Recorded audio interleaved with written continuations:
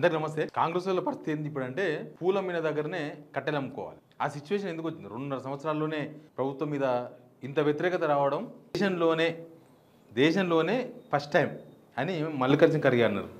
అది మనకు ఓపెన్గా కనిపిస్తుంది. ఇప్పుడు అవన్నీ పోయినాయి. అది కాదంట వీళ్ళకి. నేను ఒక ఫేక్ సర్వే చేసినామంట. మేము వేసింది ఒకటే సర్వే, కేకే సర్వే. మేము చేసిన సర్వే కాదు, మాకంత ఆలత లేదు. కాబట్టి ఎవరో వేసిన సర్వేను వాళ్ళ పర్మిషన్ తీసుకొని అన్ని టీవీలు వేసినాక మేము వేస్తే మా మీద కేసు పెట్టిన ఎలక్షన్ కమిషన్లో. మీకు అవన్నీ కూడా చూపిస్తాము. తర్వాత అసలు ఇష్యూ ఏంటంటే జనరల్ ఎలక్షన్స్లో 2023 అసెంబ్లీ ఎలక్షన్స్ ముందల చాలామంది మేధావులు బయటకు వచ్చి సపోర్ట్గా, కాంగ్రెస్కు సపోర్ట్గా, బీఆర్ఎస్కు యాంటీగా, అప్పుడున్న గవర్నమెంట్కు మేధావులు ఎప్పుడైనా గవర్నమెంట్కి యాంటీగానే మాట్లాడాలి. గవర్నమెంట్ చేసే తప్పులను జనాలు చెప్తేనే వాళ్ళు మేధావులు అవుతారు. గవర్నమెంట్ పోవడానికి మేధావులు ఎందుకు? అప్పుడు వాళ్ళందరూ సపోర్ట్ చేసిండ్రు. నిజానికి కాంగ్రెస్కి అంత మద్దతు రావడానికి అప్పట్లో జనాలను నమ్మడానికి ప్రధానమైన కారణం మేధావులే. చాలామంది మేధావులు, నేను పేర్లు ఏం చెప్పాను, కొన్ని పేర్లు చెప్తా, మిగతా మీకు అందరికి తెలుసు.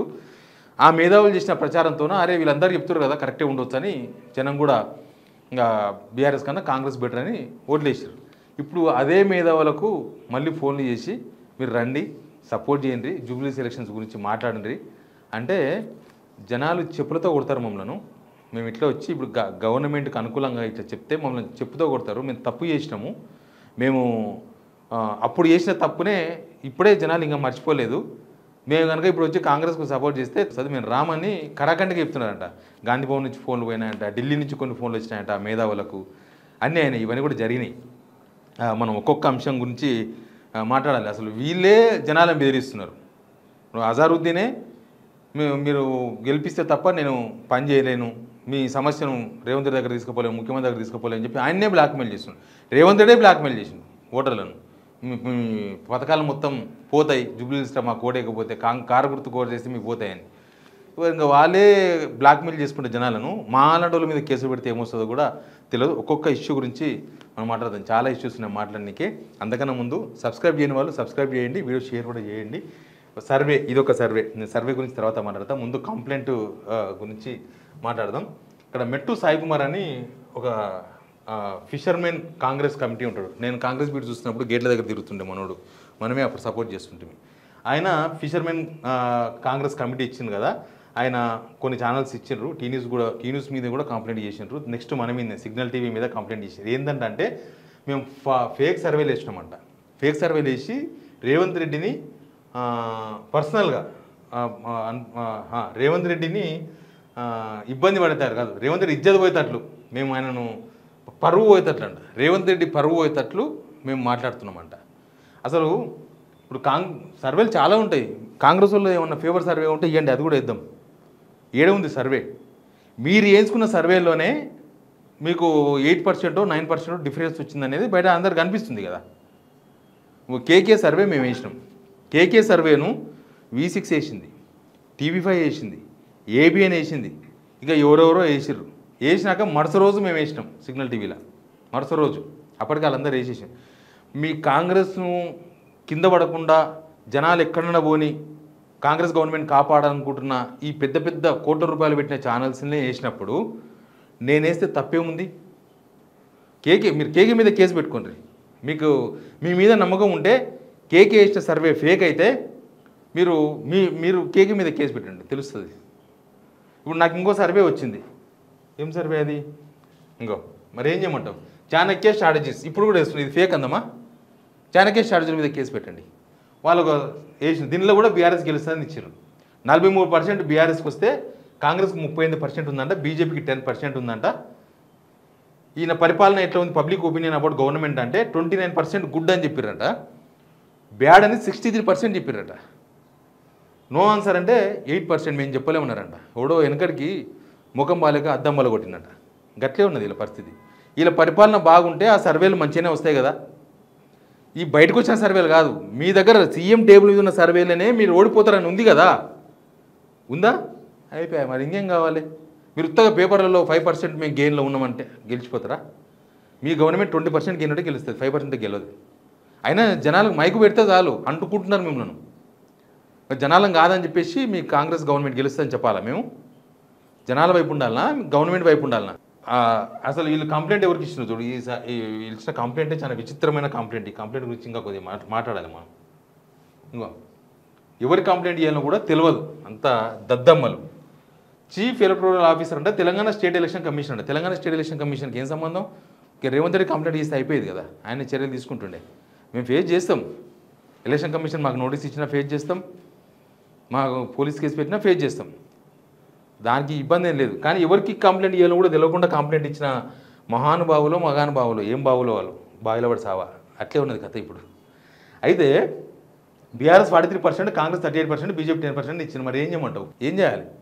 మేము ఇది రివర్స్ చెప్పాలన్నా? ఇప్పుడు రేవంత్ రెడ్డిని మేమన్నా లా భాష వాడినామా, గా భాష వాడినామా, నిక్ నేమ్స్ వాడినా నేనేమన్నా? గదంతా మీ బ్యాచే కదా. మీరు గవర్నమెంట్లో ఉన్నప్పుడు గట్లాంటి వాళ్ళు మాట్లాడితే ఇనసొంపుగా అనిపించే వాళ్ళకి తేనె గారింది మీకు. అప్పుడు అంతకుముందు గవర్నమెంట్లో అంతకుముందు ఉన్న ముఖ్యమంత్రి మీద మాట్లాడలేదా వాళ్ళు? ఎందుకో సొక్కమని అప్పుడు చెప్పలే అట్లా మాట్లాడదు ముఖ్యమంత్రి అని. మీరు రేవంత్ రెడ్డే మాట్లాడండి కదా.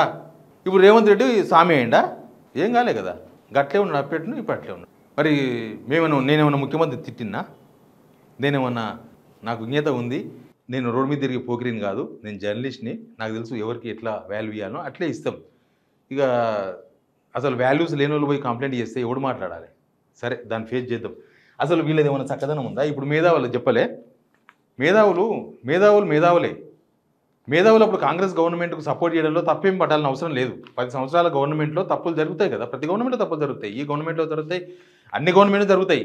కాకపోతే ఈ గవర్నమెంటు 10 సంవత్సరాల తప్పులు చేసింది 2.5 సంవత్సరాలలో. పేదోళ్ళు ఇల్లు కూలగొడితే మాట్లాడొద్దా? తప్పు కదా అది. తిరుపతి రెడ్డి ఇల్లు కూల్చలే, నిన్న కేటీఆర్ పెట్టిండు కదా ఓ దుకాణం చూలే. ఒకటే రోజు తిరుపతి రెడ్డి ఇంటికి వాళ్ళకి నోటీస్ ఇచ్చిండ్రు, హైకోర్టుకి వెళ్ళి స్టే, ఇద్దరు సేమ్ తెచ్చుకున్నారు, తిరుపతి రెడ్డి ఇల్లు ఆపిండ్రు, తెల్లవారుజామున పోయి కూలగొట్టిర్రు. జగ్గారెడ్డి మాట్లాడుతుండు కదా మొత్తం హైడ్రా మొత్తం నాశనం చేసిందని. ఇంకేం కావాలి మీకు? జగ్గారెడ్డి మీద కేసు పెట్టారు పోయి. అయితే ఈ మేధావులు కూడా అప్పుడు సపోర్ట్ చేశారు, అందరు సపోర్ట్ చేస్తారు. నేను కూడా అప్పుడు గవర్నమెంట్ మస్తు తిట్టినామంటే అడిగినాం. తిట్టడం అంటే మళ్ళీ గా భాషలు లా భాషలు మనం మూలేం, కానీ అడిగినాం. ఈ గవర్నమెంట్ కూడా అడుగుతాం. మేధావులకు ఫోన్లు చేస్తే, మీరు మంచి పనులు చేస్తే మేధావులు వచ్చి ఇది మంచి పని చేశారని చెప్పేవాళ్ళు కదా. ఇప్పుడు ఎందుకు ఎంఐఎంలు వస్తుర్రా? మీరు పోయి బతిమలాడితే ఆ ఫైమ్ కురేషన్ తీసుకొని పోయి సెల్ఫ్ డ్రైవర్లో తీసుకొని పోయి ఆయన ఫామ్ హౌస్కి పోయి అక్బరుద్దీన్ను బాబు వచ్చి కొద్దిగా ముస్లిం మైనార్టీ ఓట్ల దగ్గర పోయి ఒక 2 రోడ్ షోలు పెట్టిన ఆయన అంటే ఆయన రాను నేను లండన్ పోతా అని చెప్పలేదా? మరి ఆయన్నే ఎందుకు వస్తలేడంటే మీరేం చేయలేదని అర్థం కదా. మీరేమైనా మంచి పని మీకు సపోర్ట్ చేస్తే వాళ్ళ ఇజ్జత్ పోతుందని అక్బరుద్దీన్ లండన్ పోతా అని చెప్పి ఉండొచ్చు. ఇప్పుడు మీరు మంత్రి పదవి ఇచ్చారు, అజారుద్దీన్కి ఇచ్చారు. అజారుద్దీన్ ఏమంటుండు?